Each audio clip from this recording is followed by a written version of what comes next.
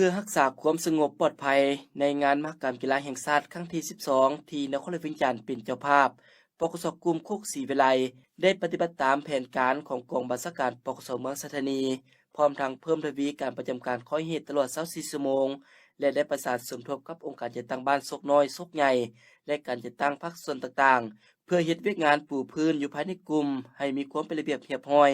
และรับประกันให้งานดังกล่าวมีความสงบปลอดภัยโดยพื้นฐานพันโทบุญปานดาลวงศ์หัวหน้าปกสกลุ่มโคกศรีวิไลได้ให้สัมภาษณ์ต่อนักข่าวป้องกันความสงบนครหลวงวิงจันทน์ในวันที่ 14 พฤศจิกายน 2025 ว่าเฉพาะการเกี่ยวข้องของกลุ่มโคกศรีวิไลของพวกเขาโดยปฏิบัติตามแผนรวมของกองบัญชาการนครหลวงเอาเฉพาะก็คือแผนของกองบัญชาการปกสเมืองสัตนีเกี่ยวกับแผนการการเกี่ยวป้องกันความพร้อมให้แก่งานมหกรรมกีฬาครั้งนี้ทางปกสกลุ่มพวกเขาแม้ได้มีการประสานสมทบกับทางคณะพักฐานเลขาพักบ้านในบ้านการกาเกียมจัดการกีฬาครั้งนี้สำหรับกำลังพวกเขาเลยเป็นได้จัดตั้งลงจุดเขตรับผิดชอบอยู่ในกลุ่มพวกเขานี่เป็นอยู่4จุด3จุดเลยแม่นเขตนักกีฬาที่ว่ามาพักอยู่บรรดาเงินพักของเขาได้เอาพวกป้องกันพวกเขาเข้าสมทบกับทางกำลังเมืองกำลังทหารเมืองปกสเมืองแล้วก็อีก1จุดคือจุดกวดเส้นทาง13สายเขตไฟแดงกับโซเวียตนอกจากนั้นพวกเขาก็ยังมีกำลังปกสบ้านเนาะอยู่ขอบเขตติดจอดกับสนามกีฬาโดยเฉพาะบ้านพวกคำบ้านพวกน้อยบ้านพวกใหญ่ที่พวกเขาจัดตั้งเวียนยามตลอด24ชั่วโมงและอีกเทื่อนึงก็ขอเรียกร้องมายังบรรดาท่าน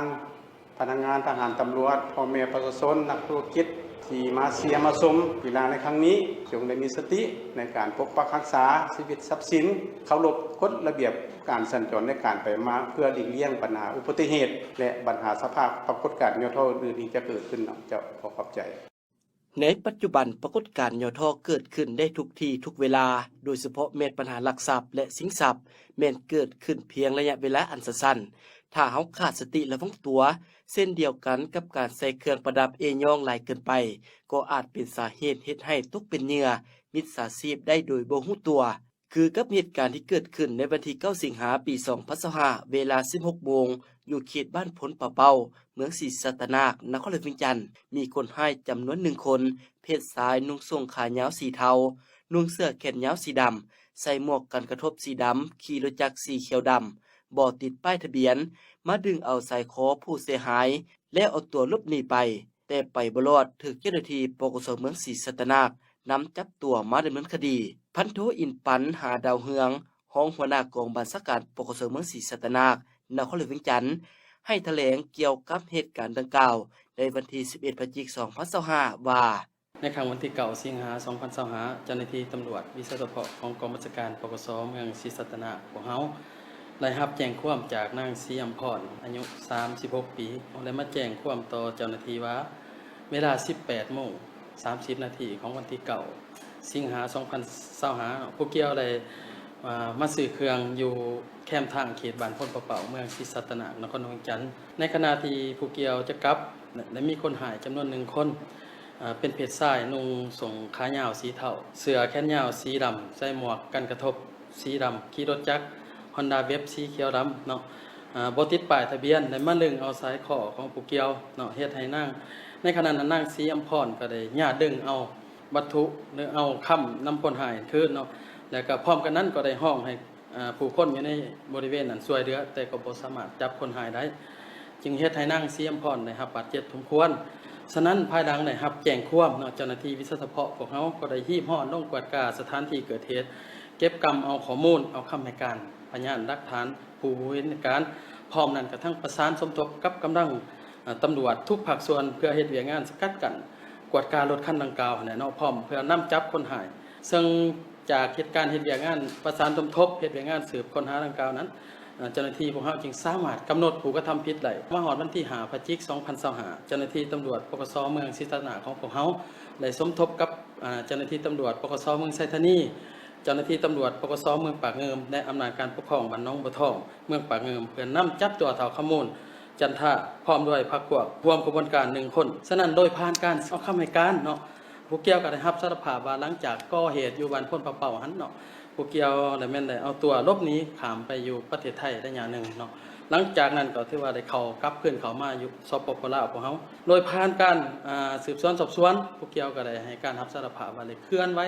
สิ่งทรัพย์อยู่ในขอบเขตนครหลวงเฮานี่มาหลายครั้งแล้วเนาะเป็นจำนวน15ครั้งเนาะต่อกับผู้ร่วมกระบวนการหันเนาะก็คือท้าวสิทธิพงษ์หันถือว่าได้เป็นผู้เอาวัตถุสิ่งของเอาค่ำมาแน่เนาะคันสิว่าเนาะไปขายหลังจากที่ว่าท้าวขมูลได้ก่อเหตุได้ดึงสายคอมาหันแล้วก็ได้นำใส่รถจักรเนาะที่บ่มีป้ายหันก็แม่นรถจักรของท้าวสิทธิพงษ์ในการก่อเหตุหันเนาะพร้อมกันนั้นข้าพเจ้าก็ขอฝากเตือนไปยังพ่อแม่พี่น้องประชาชนยังสังคมและให้มีสติระวังตัวต่อกลอุบายของกลุ่มคนบุคคลบ่ดีเนาะถ้าหากว่าผู้บ่แสผู้ข้อมูลก็ขอให้ทั้งพ่อแม่พี่น้องให้สังคมของเฮาให้การร่วมไม้ร่วมมือประกอบส่วนและรายงานเป็นหูเป็นตาช่วยเจ้าหน้าที่ของพวกเฮาเพื่อประกอบส่วนเขาในการปกปักรักษาบ้านเมืองก็คือประเทศชาติของเฮามีความสงบพร้อมกันนั้นก็ข้าพเจ้าอีกทีนึงขอฝากเตือนมายังพ่อแม่พี่น้องประชาชนในการเคลื่อนไหวในการดำรงชีวิตก็ดีให้มีสติในการใส่เครื่องของที่มีค่านอกไปงานสำคัญต่างๆถือว่าให้มีสติระวังตัวเนี่ยเพื่อเป็นบ่เป็นเงื่อนไขให้แก่บุคคลและกลุ่มคนบ่ดีเนาะ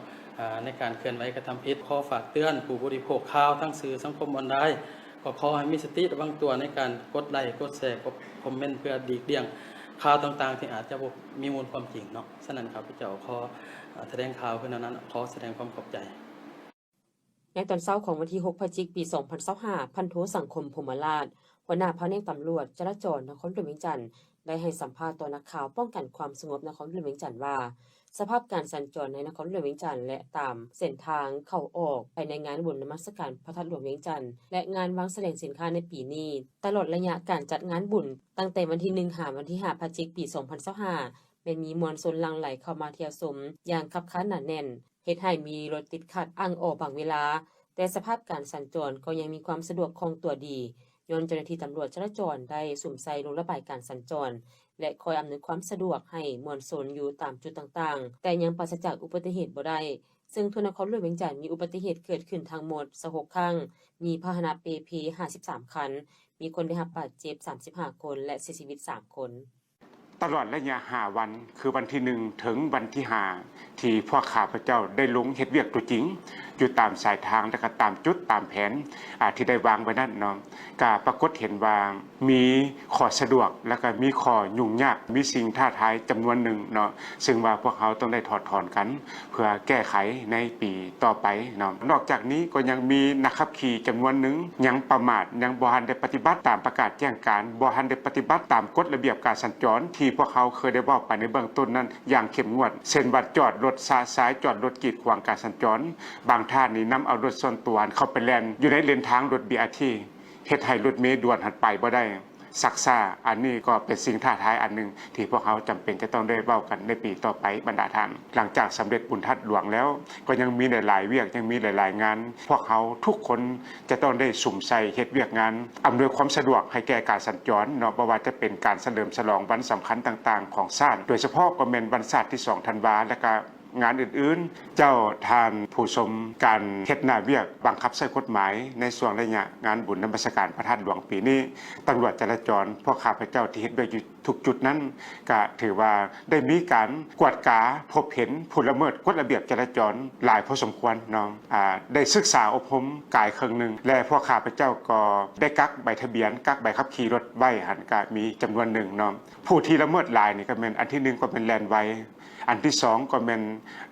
จอดรถเกะกะกีดขวางการสัญจรจอดรถอยู่เขตพื้นที่ที่บ่ได้รับอนุญาตให้จอดเนาะสำหรับอยู่ในเขตเดินพระธาตุหลวงนั้นตำรวจจราจรพวกข้าพเจ้าก็ได้ลากรถเก๋งจำนวน8คันเนาะที่ไปจอดผิดที่ผิดทางอยู่ในบริเวณเดินพระธาตุหลวงนั้นประกาศแจ้งการไปแล้วว่าให้ผู้ขับขี่รถแต่ละท่านต้องได้นำเอารถออกจากเดินพระธาตุหลวงแต่มีจำนวนหนึ่งยังละเมิดเนาะเมื่อสอบหาเจ้าของรถไปเห็นก็ถือว่าได้เอารถไปลากจำนวน8คันคือข้าพเจ้าได้บอกมาแล้วเนาะข้าพเจ้าขอต่างหน้าให้กำลังตำรวจจราจรทุกท่านและก็ขอต่างหน้าให้คณะพักคณะบรรษาของกำลังตำรวจจราจรทุกคันเนี่ยขอเรียกร้องมายังบรรดาท่านนะครับขี่ผู้ใช้รถใช้ถนนเป็นแนวใดก็ขอให้บรรดาท่านเอาใจใส่ให้ปฏิบัติตามระเบียบหลักการแท้ๆเนาะโดยเฉพาะก็แม่น ถ้าหากว่าทานได้ดื่มสิ่งมึนเมาแล้วแม่นบ่ให้ขับขี่รถอย่างเด็ดขาดอันนี้ก่อนจะมีงานบุญก็ได้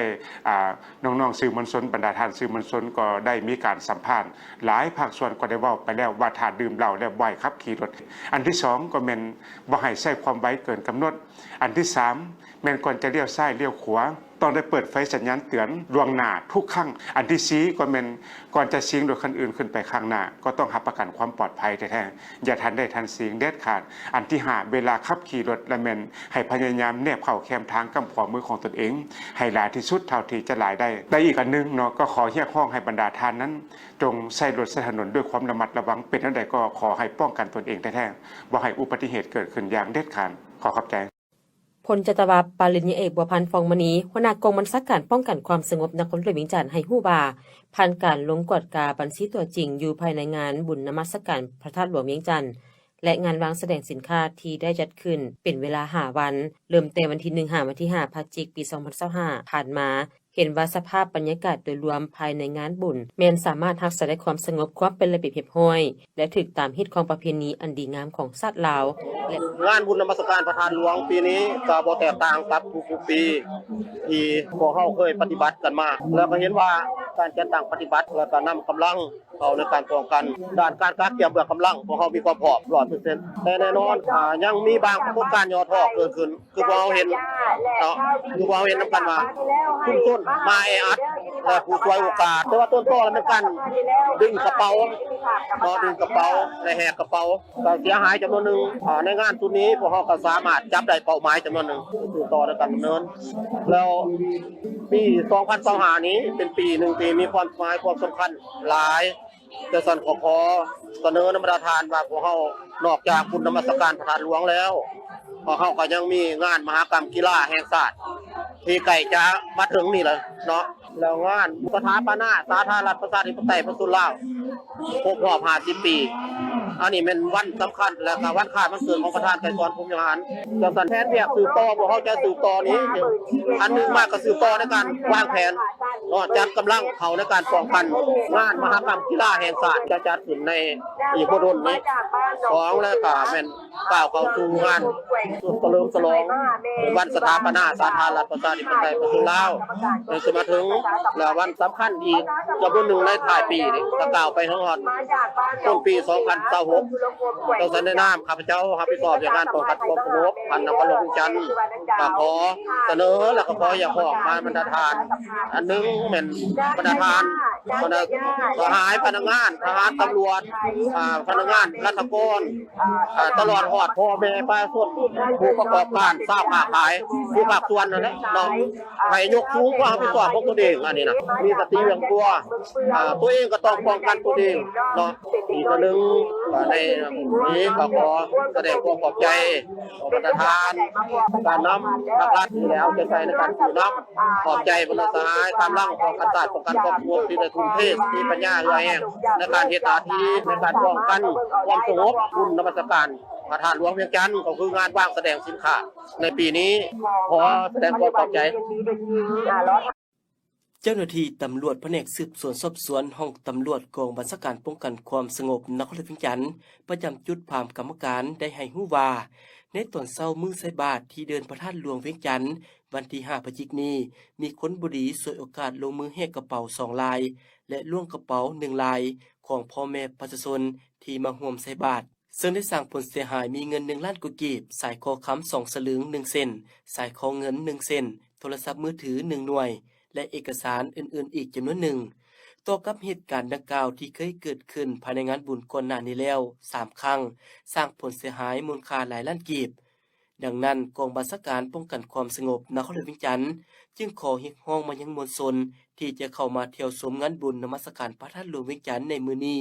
เนื่องจากเป็นมื้อสุดท้ายของงานบุญในตอนบ่ายจะมีพิธีตีคีในตอนค่ำจะมีพิธีเวียนเทียนและครบงานตามประเพณีซึ่งคาดว่ามวลชนจะพากันหลั่งไหลเข้ามาร่วมงานอย่างคับคั่นหนาแน่น ซึ่งอาจเป็นเงื่อนไขเอื้ออำนวยให้คนบ่ดีก่อเหตุแหกกระเป๋าล้วงกระเป๋าและลักทรัพย์หรือสิ่งของที่มีค่าใดฉะนั้นจึงขอให้มวลชนจงเพิ่มสติระวังตัวและเป็นเจ้าการแท้ๆในการรักษาทรัพย์สินของตนไว้ให้ดีบ่ควรนำทรัพย์สินที่มีมูลค่าสูงหรือเงินสดติดตัวมาเป็นจำนวนหลงหลายสิ่งสำคัญเวลาพายกระเป๋าให้พายเบี่ยงมาทางด้านหน้าห้ามเด็ดขาดบ่ให้พายกระเป๋าเบี่ยงไปทางด้านข้างหรือทางด้านหลังเพื่อป้องกันบ่ให้พวกกลุ่มคนบ่ดีแหกกระเป๋าดังกรณีนี้ที่เกิดขึ้นมาแล้วได้อีกเจ้าสบายดีชาวนครหลวงเวียงจันทร์ที่เคารพในนับถือทั้งหลายเนาะถือว่าข้าพเจ้านี้พันโทอุ้ยเพชรเผ่าสีคำเป็นผู้ชี้นำเวียงงานสกันและตาในขีภัยอยู่จุดฐานหลวงนี้สภาพการในระยะผ่านมานี้นับแต่วันที่1หาวันที่4ในคืนนี้โดยทั่วไปถือว่ามีความสงบดีเนาะบ่มีเหตุการณ์ยังเกิดขึ้นเนาะถือว่าพวกเฮาบ่ได้รับแจ้งข่าวยังจักอย่างเนาะถือว่าจะมีภัยใหม่เกิดขึ้นนั่นนี่เนาะถือว่าบ่มีถือว่ามีความสงบดีเนาะความสะดวกความยุ่งยากที่ระยะผ่านมาเนี่ยถือว่าสังเกตอันนี้ความสะดวกนี้ถือว่าทางคันเทิงเพิ่นเนาะก็ได้มีสร้างความสะดวกให้แก่พวกเฮาเนาะเป็นต้นเป็นสถานที่พักเซาเนาะอัตราอยู่อัตรากินเป็นน้ำเป็นในเพิ่นก็สร้างความสะดวกสบายให้เนาะถือว่าความยุ่งยากในระยะผ่านมาถือว่าบ่มีเหตุการณ์หยังเนาะฉะนั้นข้าพเจ้าอยากเรียกร้องให้พ่อแม่ป้าส้นบรรดาพ่อค้าชาวขายนั่นละอยากให้บรรดาห้างห้านหรือว่าอยากให้อนุกรรมการเนี่ยเนาะเพิ่นต้องได้จัดแจงนำเอาวัตถุอุปกรณ์บังบอดไฟบ่เข้ามาประจำเมียนแต่ละห้านเนาะเพื่อแก้ไขฉุกเฉินให้มันท่วงทันเวลาปัญหาที่2มาก็คือว่าอยากให้บรรดาพ่อแม่พ่อค้าชาวขายนี่แหละเนาะอยากให้ติดตามกฎกาเบิ่งระบบไฟเนาะที่ต่ออยู่ตามแต่ละห้านเนี่ยเนาะถือว่าข้าพเจ้าเบิ่งแล้วถือว่ามันบ่ทันมีความรับประกัน 100% เถอะเพราะว่าเป็นการระบบต่อพ่วงหลายเนาะหรือว่าหลายห้านต่อเสื่อมใส่กันเนาะถือว่ามันความตายปัญหาต่อมาในบางห้านอันยังมีการต้มน้ำแตงกินนี่นะอันนี้ที่มีความอันตรายหลายเนาะเกี่ยวกับปัญหานี้เนาะสุดท้ายนี้ข้าพเจ้าก็ขอบอกขอบใจมายังชาวนครหลวงเวียงจันทร์เนาะที่มาเที่ยวบุญนี้ถือว่าปีนี้ถือว่ามีความรับประกัน 100% นับแต่วันที่1ครับวันที่4นี่เนาะอันนี้คือว่ามีความรับประกัน 100% เนาะขอขอบใจเนาะในงานบุญนมัสการพระธาตุหลวงเวียงจันทร์และงานวางแสดงสินค้าประจำปี 2025ซึ่งกำลังป้องกันหลายภาคส่วนได้เอาใจใส่ปฏิบัติหน้าที่เพื่อสกัดกั้นปรากฏการณ์ย่อท้อทางรักษาความสงบความเป็นระเบียบเรียบร้อยภายในงานบุญในนี้กำลังสร้างนมก็เป็นส่วนหนึ่งที่สำคัญในการประกอบส่วนเฮ็ดหน้าที่กวดกาซอกหาสิ่งของที่ต้องห้ามเป็นต้นแมนธาตุระเบิดธาตุแตกสารเคมีวัตถุไวไฟของมีคมและอื่นๆที่อนุกรรมการได้ออกแจ้งการห้ามนำเข้ามาในงานอย่างเด็ดขาดเพื่อรับประกันความสงบความปลอดภัยภายในงานบุญอาจารย์อิฐบัวลิพรนำพาสาวหนุ่มลงกฎกาจุดเข้าออกงานจากโรงเรียนมส.เจ้าอนุวงศ์ให้สัมภาษณ์ต่อนักข่าวป้องกันความสงบนครหลวงเวียงจันทร์ว่าเจ้าสำหรับภาคส่วนโรงเรียนเฮาเนาะก็ถือว่าแต่ละปีหั่นเฮาได้มีการมายามอยู่บุญทัดหลวงทุกๆปีแม่นเฮาก็จะได้มีการมายามมากวดคนเข้าคนออกตั้งแต่มื้อที่เฮา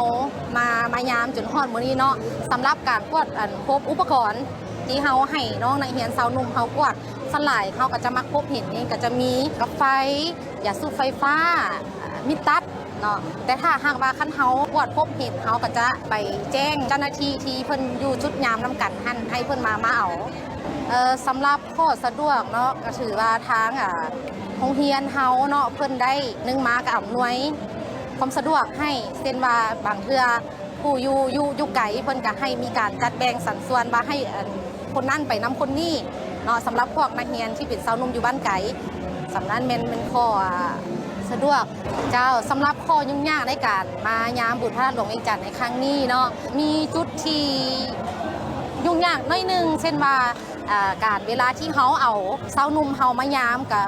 เบื้องต้นก็แม่นนักเรียนที่มาไกลก็อาจจะยุ่งยากในการที่มาประจำเนาะอีกอย่างกับการสัญจรเฮามันก็ลดหลายก็อยากให้การปฏิบัติหมู่เฮามันยากลาซาไปน้อยนึงเจ้าฝากถึงประชาชนเนาะที่มาร่วมงานบุญอยากให้เซฟตัวเองความปลอดภัยเช่นว่าปิดกระเป๋าปิดการเอาเงินเอาอีหยังมาท่านก็อยากให้มีการระมัดระวังป้องกันไว้ให้ดีๆเลยเพราะว่าก็คือเฮามาเห็นเนาะงานบุญเฮากับบ่ฮู้ว่าคนที่มาร่วมงานบุญเฮามันจะเป็นแนวใดมิจฉาชีพอย่างมันจะมีหลายเฮาก็อยากให้เซฟตัวเองกันไว้เจ้าสบายดีท่านผู้ชม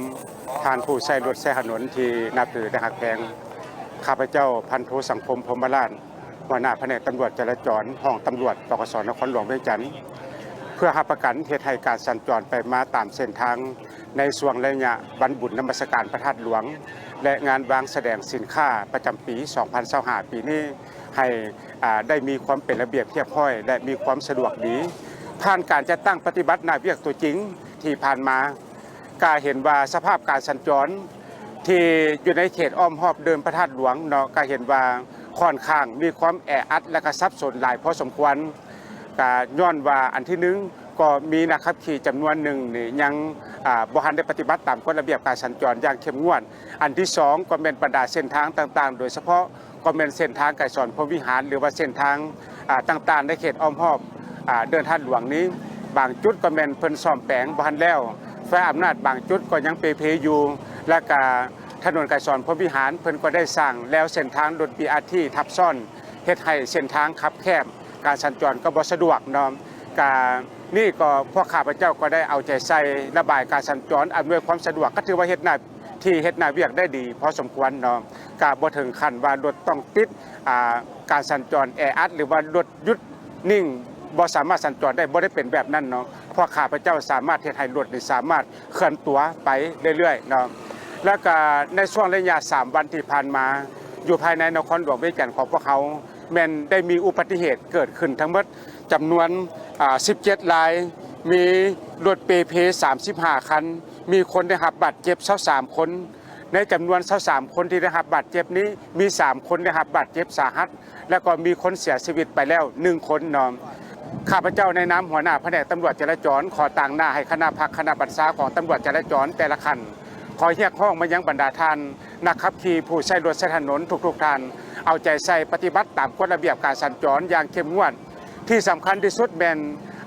ให้ปฏิบัติตามประกาศแจ้งการของกองบัญชาการปกส.นครหลวงเวียงจันทน์และให้ปฏิบัติตามประกาศแจ้งการของแผนกโยธาธิการและขนส่งที่เพิ่นได้กำหนดว่าให้มวลชนนี่มันนำใช้รถเมล์ฟรีรถ BRT ฟรีเนาะเพิ่นให้บริการตลอดในช่วงแต่วันที่1ถึงวันที่5บรรดาท่านเป็นจังได๋ก็ขอบ่ให้เอารถส่วนตัวเข้ามาให้ท่านเอารถมาจอดอยู่แถววิวมอให้ท่านเอารถมาจอดอยู่แถว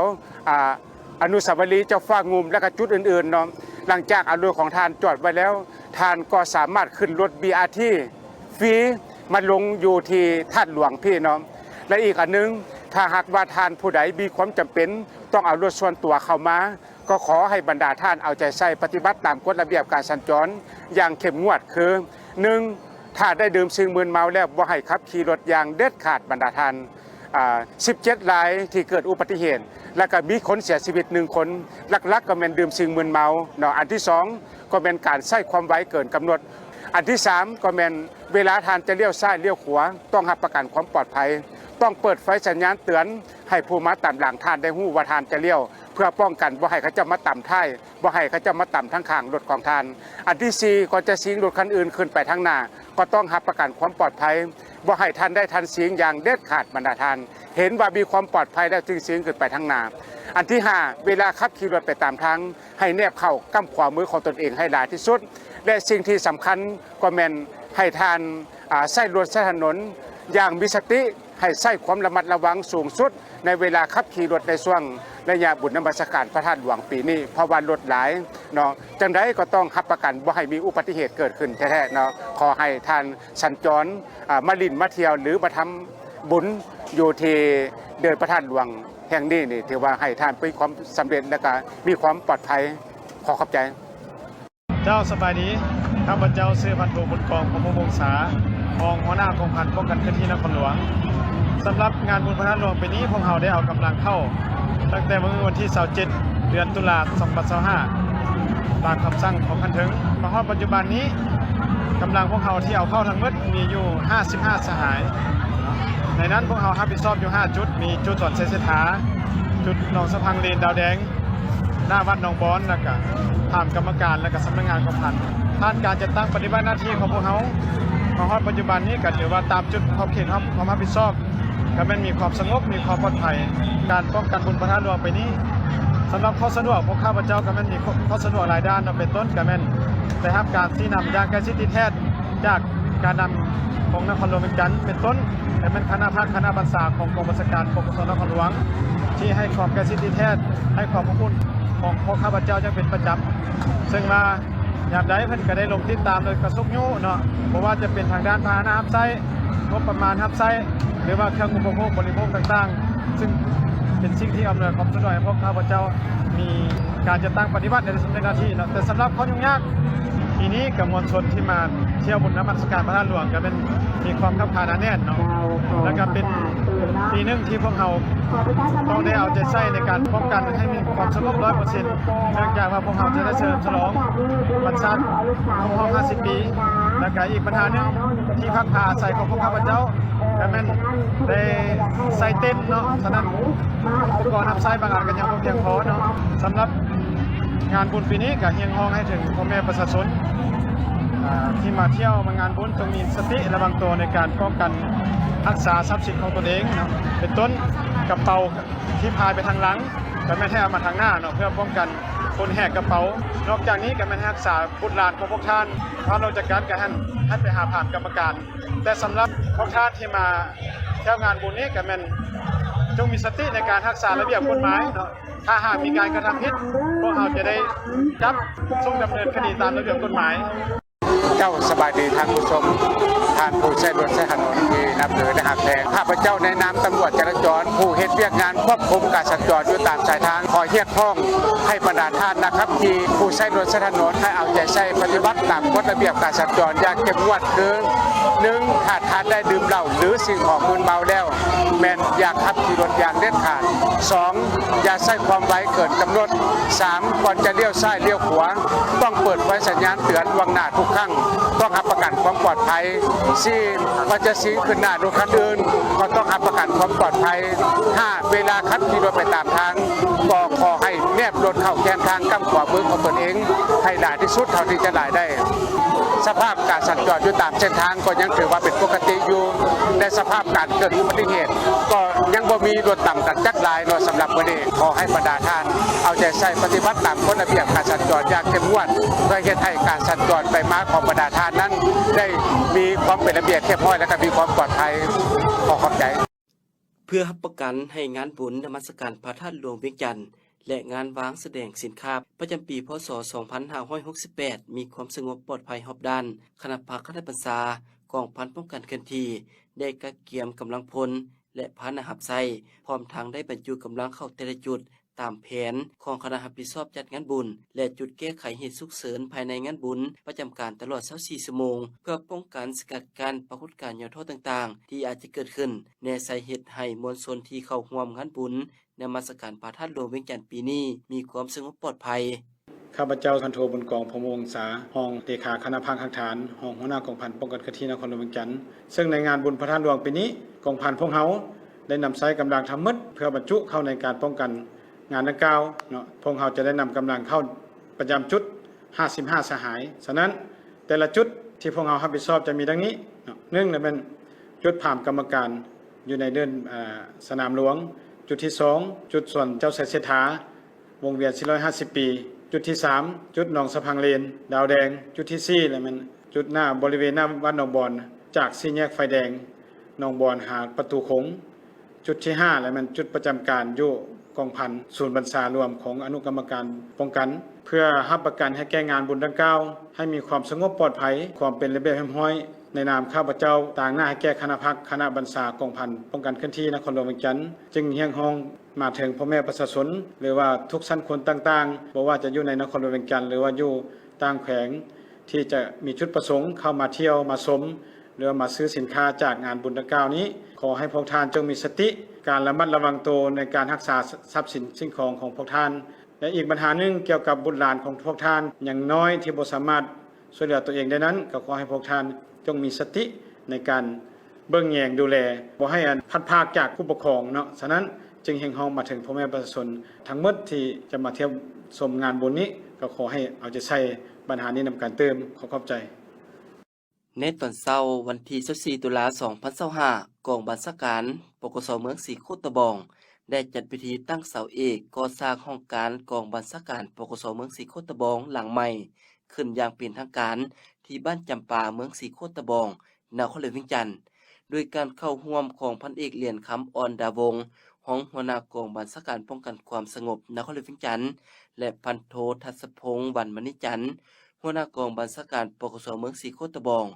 มีหัวหน้าห้องพลาธิการหัวหน้าห้องการกองบัญชาการพร้อมด้วยคณะกองบัญชาการปกสเมืองศรีโคตะบองและแขกถูกเชิญเข้าร่วมในพิธีได้นิมนต์พระสงฆ์มาสุดทอดสุดถอนให้พรตามฮีตของประเพณีหลังจากนั้นพันเอกเหรียญคำอ่อนดาวงศ์รองหัวหน้ากองบัญชาการป้องกันความสงบนครหลวงเวียงจันทน์และพันโททัศพงษ์วรรณมณิจันทร์หัวหน้ากองบัญชาการปกสเมืองศรีโคตะบองพร้อมด้วยคณะที่เข้าร่วมในพิธีได้พร้อมกันยกตั้งเสาเอกเสาโทห้องการกองบัญชาการปกสเมืองศรีโคตะบองหลังใหม่พร้อมทั้งเทปูนลงใส่ตีนเสาเพื่อให้เสาเอกเสาโทมีความแข็งแรงมั่นคงทะนุแกนและถือเป็นการเริ่มพิธีก่อสร้างอย่างเป็นทางการซึ่งห้องการหลังนี้เป็นตึกอาคารปูน2ชั้นปูพื้นด้วยกะโหลมุ้งหลังคา4แผกความกว้าง50เมตรและความยาว29เมตรระยะการก่อสร้าง2ปีแม้นให้สำเร็จสบายดีท่านผู้ฟังและท่านผู้ชมข้าพเจ้าพันโทบุญยงไสปัญญาห้องหัวหน้าแผนกสกัดกั้นและต้านอัคคีภัยนครหลวงขอรายงานสภาพความเตรียมพร้อมป้องกันบุญที่จะมาถึงม.นี้ก็คือบุญนมัสการท่านหลวงหันเนาะแล้วพวกเฮาก็แบ่งเป็น3จุดหลักๆว่าซั่นๆจุดที่1ก็ประจำการอยู่แผนกนี่แหละจุดที่2ก็คืออยู่ศูนย์การค้าลาวเต็กจุดที่3ก็คืออยู่บุญท่านหลวงนั่นแหละแต่ละจุดก็รถคู่นึงเนาะพนักงานก็12คนประจำอยู่หั่นน่ะเว้าเรื่องวัตถุอุปกรณ์หั่นน่ะถ้าเฮาเตรียมพร้อมแล้วปัจจุบันนี่ทั้ง3จุดนี้เนาะรถเป็นรถวอหรือว่าเครื่องอุปกรณ์ต่างๆเพื่อเตรียมรับมือกับสภาพมันสิเกิดขึ้นแล้วพวกเฮาถือว่าประสานสมทบกับหน่วยกู้ภัยแต่ละหน่วยที่มีรถดับเพลิงหันประสานสมทบกับแต่ละเมืองที่ว่าอยู่ไกลเคียงที่มันเกิดขึ้นนั่นก็เขาเจ้าต้องออกก่อนว่าถ้าเฮาก็เป็นกำลังเสริมอันที่2เนาะเฮ็ดให้เรื่องงานอันของแก้วหรือว่าทันกับสภาพการที่มันเกิดขึ้นและสุดท้ายข้าพเจ้าขอฝากถึงพ่อแม่ประชาชนชาวนครหลวงเวียงจันทน์ก็คือชาวต่างประเทศหรือว่าชาวต่างดาวที่อาศัยอยู่ในนครหลวงเวียงจันทน์นี่ก็อยากให้เฮียงห้องให้เอาจะใช้ต่อการส้มไส้ไฟนั่นแหละก็ไฟก็มีไฟฟ้าเนาะไฟแต่งอยู่พวกกินก็อยากให้เอาใจใส่นั่นแหละอันที่1ก็คือจุดปลาสะสายจุดแล้วก็อยากให้ดับได้หมดอยากให้มีความรับผิดชอบส่วนอันที่2ก็เรื่องการใช้ไฟฟ้าก็ใช้แล้วก็ถ้าเฮาบ่อยู่นะหรือว่าสิออกไปลินบุญมนมัสการท่านหลวงพวกท่านก็ต้องได้มอดฟืนไฟหรือว่ามีผู้อยู่ผู้ไปใช้ไฟฟ้าเก่าแก่สุกโทรมนะถ้ามันหมดอายุการใช้งานก็จะให้เปลี่ยนทายสำคัญที่สุดก็คือใช้แล้วต้องดับต้องหมอดก่อนสิออกจากเรือนอันที่3ก็แม่นเว้าเรื่องการไต่ธูปเทียนบูชาไต่แล้วก็จะให้ดับให้หมอดนั่นแหละก่อนสิออกจากเรือนถ้ามันลืมแล้วมันก็สิเป็นเหตุที่เกิดอัคคีภัยขอขอบใจพบงานตามประเพณีอันดีงามวันที่3พฤศจิกายน2025เวลา 16 โมงจะมีพิธีสูตรปริตะมงคลด้านในกลุ่มเรียนพระธาตุหลวงวันที่4พฤศจิกายน2025เวลา 13 โมงพิธีแห่ประสาทเพิงจะได้จัดตั้งแห่เป็น2รอบพร้อมๆกันคือด้านในกลุ่มเรียนและด้านนอกกลุ่มเรียน